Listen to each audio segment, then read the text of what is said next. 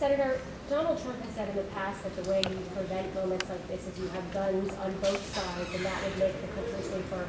Last night there were guns on both sides. There were armed police officers. Texas is open carry. He's taking responsibility for themselves and each other. Senator, you mentioned that these suspects were picking off police officers from a distance. The police didn't know where these suspects were coming from, where these shots were coming from.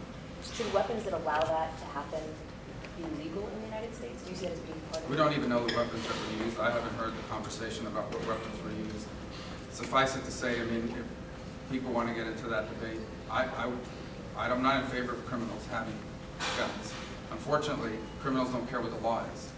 If you pass a law that bans a certain gun, criminals are going to have it, law-abiding people will not. Criminals, by definition, ignore the law. And there is few of any substances or material in this country or any part of the world where you've been able to ban people from having them just because you passed a law. Criminals are going to get access to guns.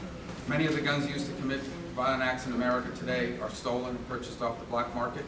Europe has very stringent gun laws. We saw what happened in Paris. We saw what happened in Turkey. So I just don't think those laws are effective. I think they keep guns out of the hands of law-abiding people. They don't keep them out of the hands of criminals.